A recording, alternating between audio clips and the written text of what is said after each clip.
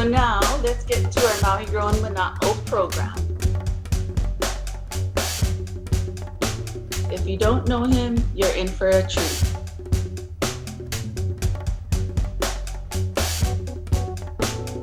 You'll be surprised at how much you will learn in just 20 minutes. Aloha and welcome back to Maui Grown Manaʻo. Can you believe this is our 6th presentation? I'm Anela Saito Takabayashi, Director of Retail Operations for Maui Grown Therapies. Our topic for today is Indica or Sativa, choosing the best type of cannabis for your medical condition. These cannabis terms have been around since the mid-1700s, when cannabis plants were first sorted by their physical differences. Indica plants had dark green, wider leaves, and sativa plants had narrow leaves. They were lighter green in color. Over time, cannabis users associated sativas with energetic effects and indicas with sedating effects. But is this accurate? It's my pleasure to introduce our friend, Michael Bacchus. Michael has helped us to launch Maui Grown Manaʻo as a way to keep our education program going during this time of no social gatherings. He is the author of Cannabis Pharmacy, internationally respected medical cannabis researcher, and one of our favorite people to hang out with.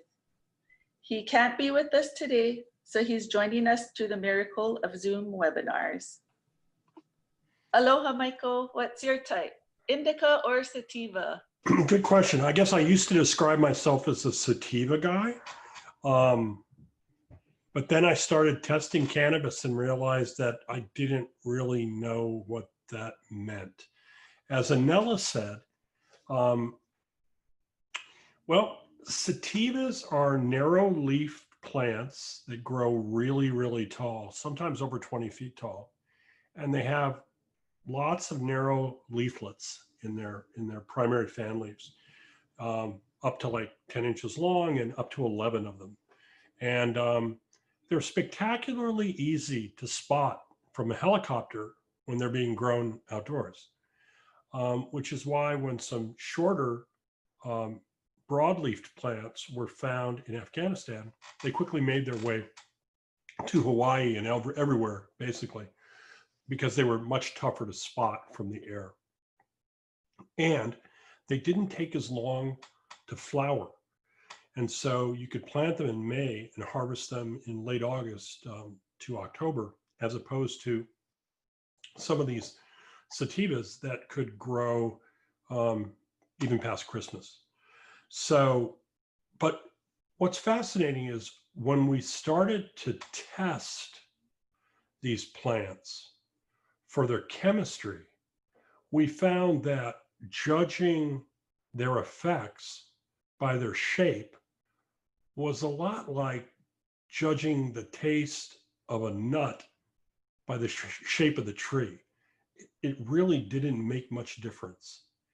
And so the shape doesn't really tell us much about what the plant's going to do. So we're going to talk about that today. Typically, when somebody walks into a dispensary, and all they really typically know is indica and sativa, okay? So the staff at dispensaries have learned to speak to patients often in the language of indica and sativa. But what that really means is when somebody comes in and asks for a sativa, they're saying they want a more stimulating variety of cannabis.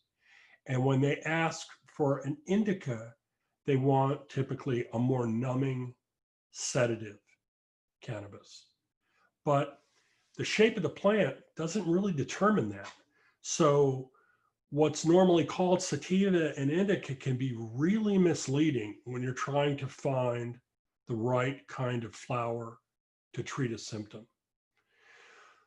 So today we're going to talk about that in a little bit more depth, all right? And what I want to do is I want to wise you up as to the kind of questions to ask about cannabis you're buying and the cannabis products you're buying so that you can get the symptomatic relief you're looking for. And so today we'll focus on a little bit on what we now know is important in how we classify cannabis when it comes to predicting the effect of that cannabis. So there was a guy in Holland about 20 years ago who was breeding cannabis, and he was trying to classify it. And he started from the point of view of Indica and Sativa. But what he realized was the chemistry of the plants didn't have much to do with the shape of them. So he invented a new classification system. And it's actually a classification system that we use a lot around Maui grown therapies. And that was this idea of type 1s, type 2s, and type 3s. Now, these are basically designed to tell you what cannabinoid is in the flower, okay? So type 1 plants, they produce THC. Type 3 plants, they produce CBD. And as you can probably guess, type 2 plants produce THC and CBD. Now, back in the day, if you went out into a cannabis field and you picked a plant, chances are pretty good that it would have had THC and CBD in it. But when cannabis was made illegal, people started choosing plants for their THC content, and CBD basically disappeared. So if you would have walked into a dispensary 10 years ago in California and bought any strain on the shelves, you would have found that it was type 1 cannabis, that there was no CBD in it at all. For a while, people used to say mistakenly that indicas had more CBD than sativas. That's simply not true.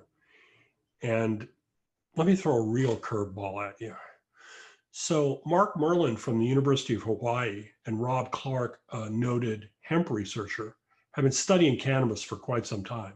And what they really found is true sativas, like real sativas, cannabis sativa, it only produces CBD and almost no THC. And cannabis indica produces THC in quantity. And so if you ask scientists, well, should I choose an indica or sativa? They'd say an indica every time. But what they're referring to is THC content. Is there going to be THC in the plant?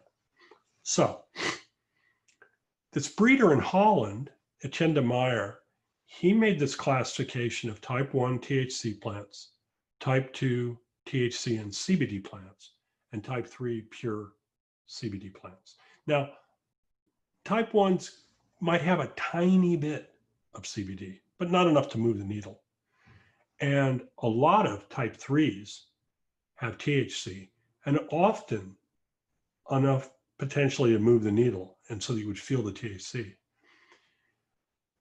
In the middle are these type 2s that produce equal amounts of THC and CBD, or a ratio, and you almost always feel the THC in the type 2s. So they are almost always psychoactive. So what does this mean for you? Okay. What this means for you is, for the most part, when you walk into a cannabis dispensary, you're going to only have type 1 cannabis products available to you. Almost all the flowers on the shelves typically are going to be high THC, and there may be a few type 2s, and there may occasionally be a type 3, but it's mainly going to be type 1s, THC plants. It's with a few type 2s, little CBD thrown in, and occasionally you may see a high CBD plant that doesn't produce much THC at all.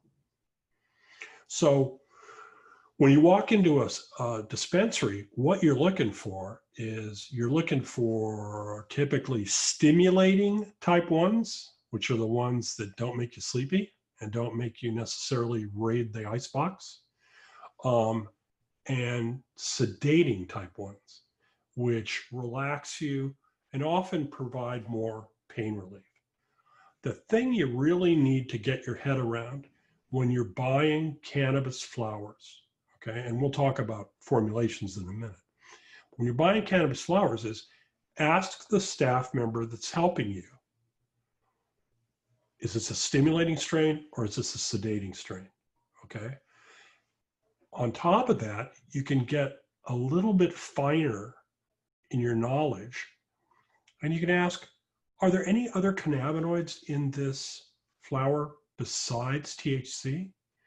And if you're a pain patient looking for pain relief and discomfort relief, you want the answer to be, why, yes, there is. There's the little CBG in here, because THC and CBG together are more analgesic, provide more pain relief than THC alone. Okay. Now, let's say you've got inflammatory pain. Okay. You've got a bad back from a pinched nerve or some kind of inflammatory condition like IBS.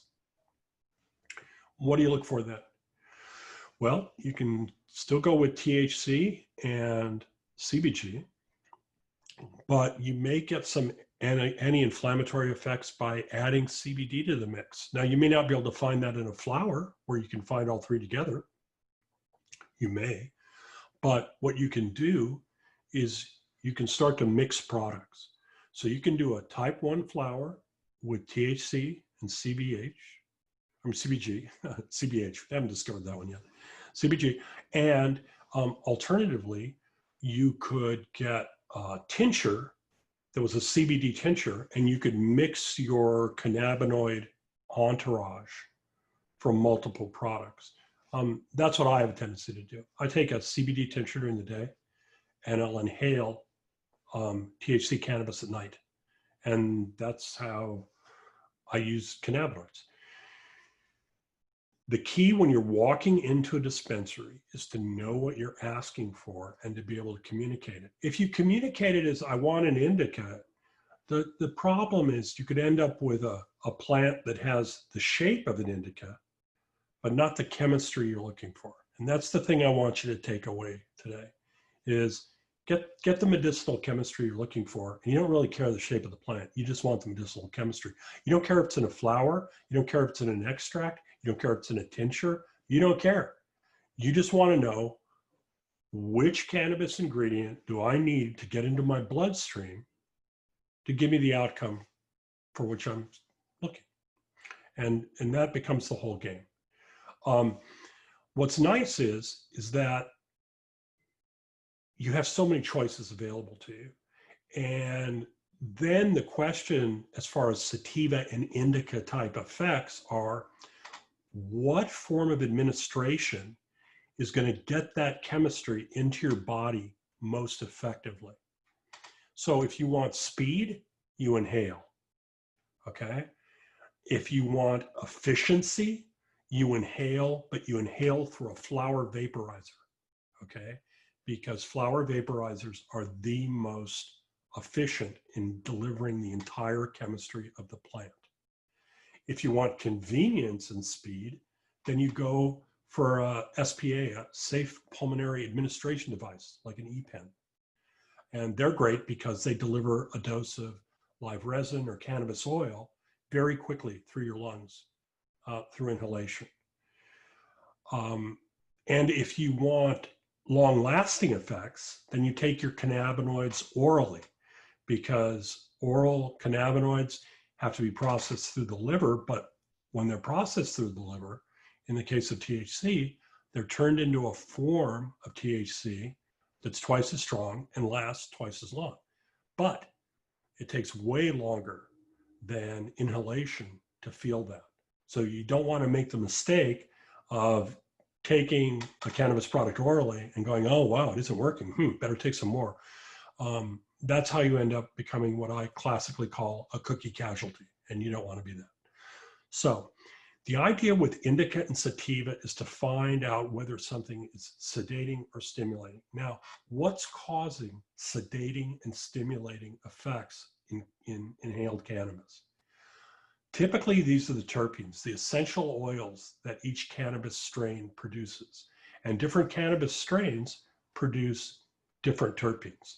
But for a long time, If you asked a natural products chemist, well, what are the terpenes in an indica that make it sedating? They would have said, oh, that's myrcene.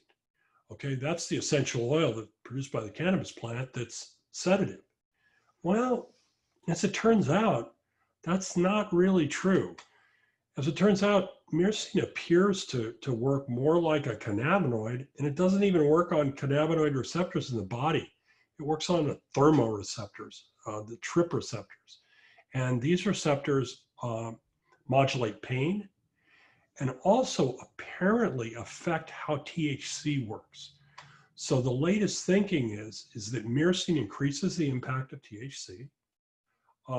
It's analgesic. And those are things that people who are looking for sativas and looking for indicas are seeking. But it turns out that myrcene is not particularly sedative. The sedative terpenes have a tendency to be things like linalool, which is also found in lavender oil. And if you've ever used lavender, lavender is very relaxing, lowers your blood pressure very, very quickly, just inhaling lavender.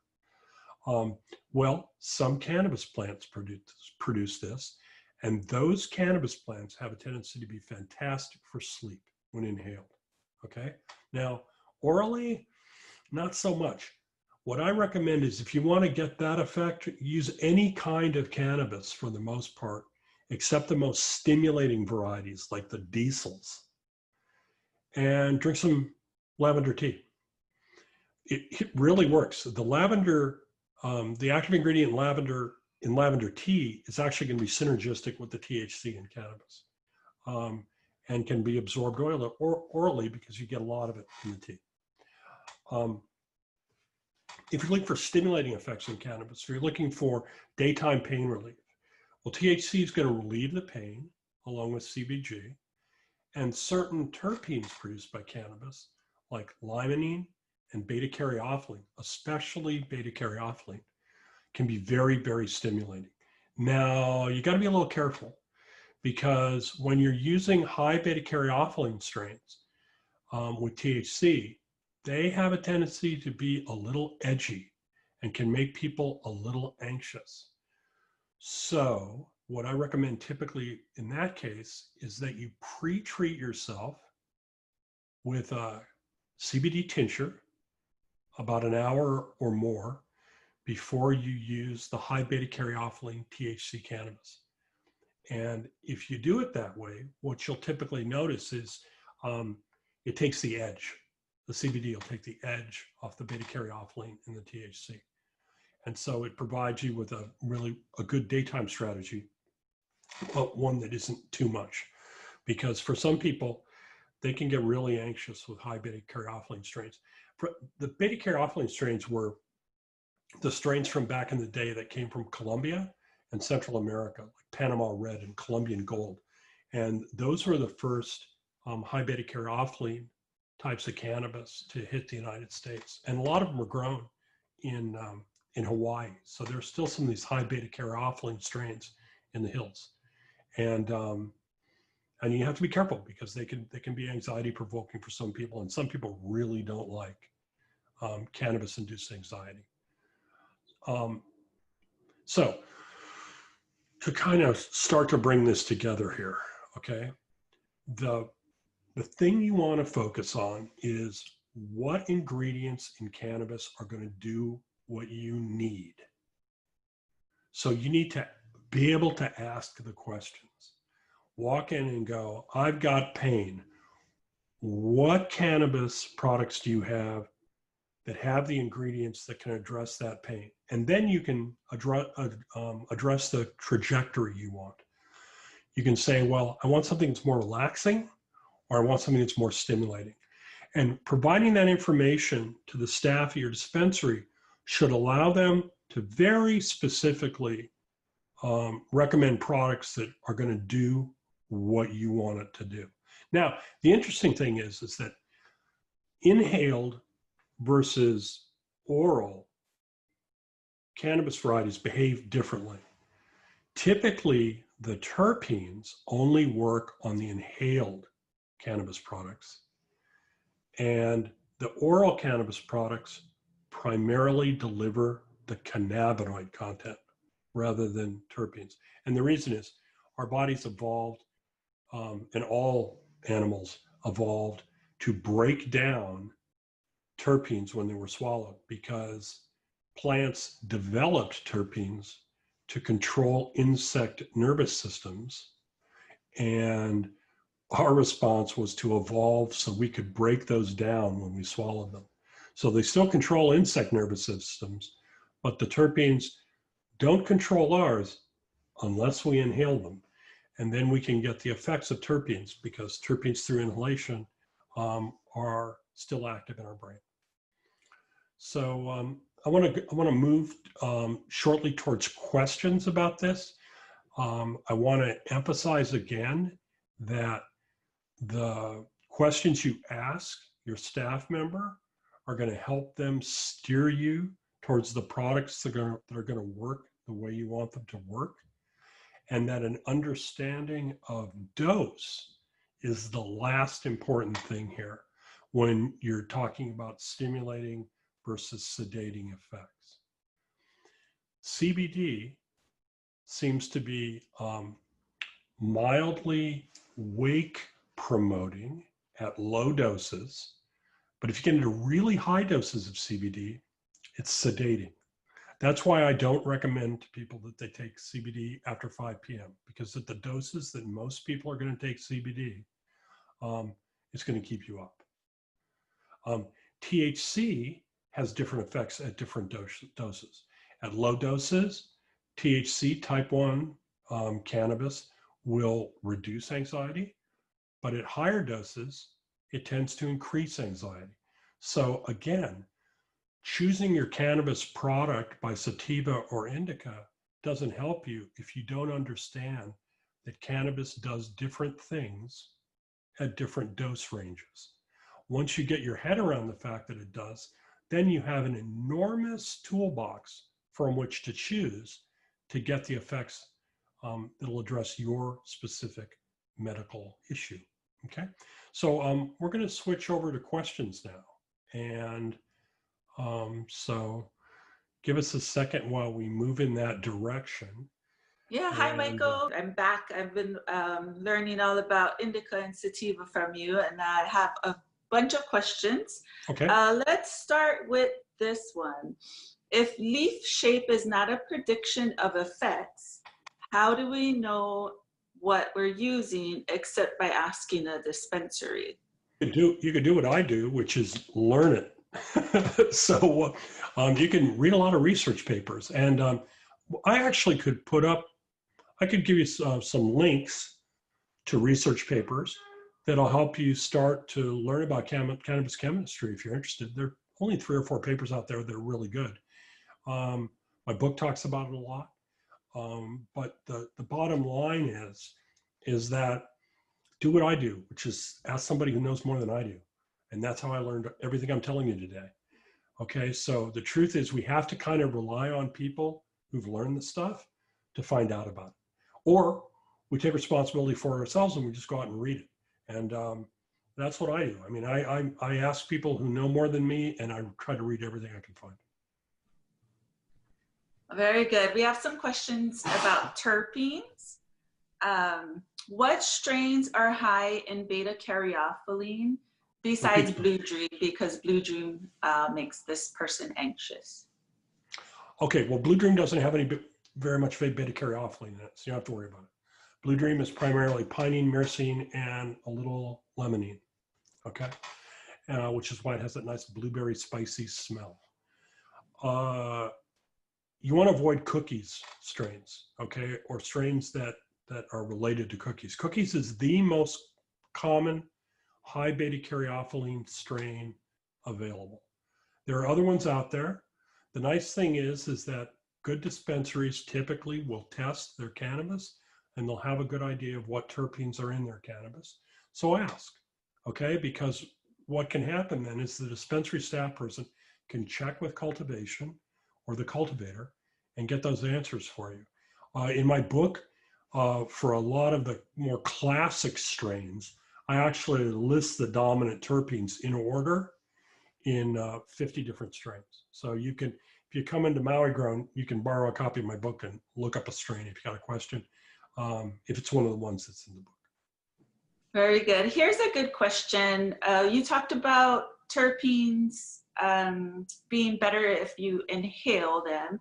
So this person wants to know, there's multiple products out there with ingestibles, edibles, and tinctures where companies are re-injecting the terpenes into them. So what do you think, effect-wise, what do you think happens with this? Is the patient still getting terpenes into their system when they're using? Not too much. You got to be a little bit more clever to get terpenes into the bloodstream orally. And that means typically some kind of encapsulation strategy to protect the terpenes from your body's attack on them, basically. And so, yeah, the average, like when you see, let's say you go into a California dispensary and you see Sativa or Indica edibles, that's nonsense, okay? By the time it gets to your bloodstream, it didn't make any difference, okay? Because any terpenes that were around that might have changed that particular trajectory, they're long gone, okay? Yeah, I don't look for terpene entourages orally.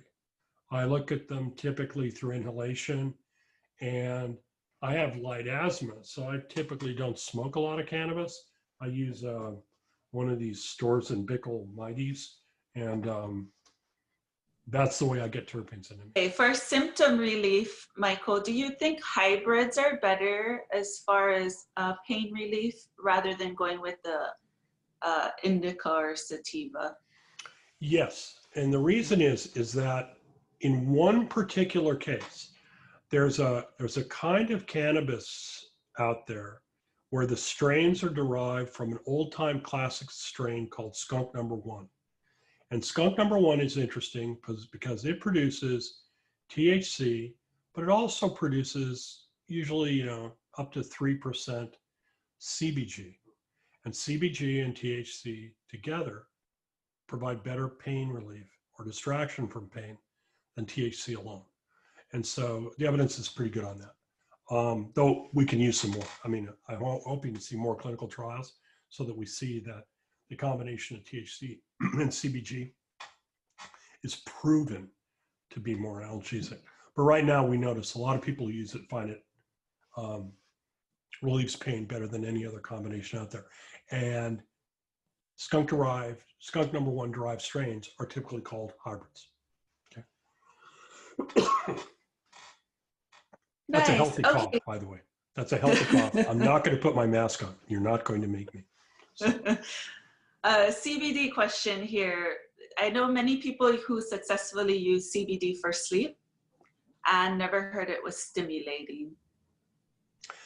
Yeah, well, the thing is that, and also there are a lot of people with anxiety out there. It's one of the most common symptoms in our society, okay? And CBD is fantastic for relieving anxiety. So the thing I've noticed is people who are anxious are often the people who can use CBD successfully for sleep, because all they're trying to do is reduce their anxiety to the point where they can go to sleep. And the truth is they could probably go to sleep on a cup of coffee if they weren't anxious. And so I think often people, anybody who's going to look you straight in the eye and tell you that CBD is great for their sleep is actually usually treating their anxiety. No, that makes a lot of sense to me. Okay, what's the name of that book you recommended which addresses the relationships between plants and animals? Oh, that's a fantastic book. It's called Plants and the Human Brain. It's written by a British writer named Kennedy. I think it's still in print. I think it's Oxford University Press. Not a particularly cheap book, but a great book. Plants and the Human Brain. Oh, very good. They look that up. Okay, what a nerve patient is asking, what products would you recommend to take for a nerve disorder? Either a CBD tincture or CBD and THC tincture. I think CBD and THC tincture is probably going to be your best bet. The British pharmaceutical company, GW Pharmaceuticals, they sell a product that they extract from cannabis called Sativa. And what it is basically just cannabis oil dissolved in a little alcohol, and you spray it in your mouth. And it's 50% THC and 50% CBD. And they've tested it with people with nerve damage and nerve pain, and it's effective. So yeah, I highly recommend it. Get yourself the best way to do it is to make your own. Get yourself a high THC tincture, get yourself a high CBD tincture, and then a couple drops one, couple drops the other, and keep playing with the ratios until you find the best relief. That's what I recommend to people, and it really does work. Okay, last one, and it's kind of a fun one. I've heard mangoes have myrcene in them. If I eat a mango while I'm using cannabis, will it get me more high? Maybe.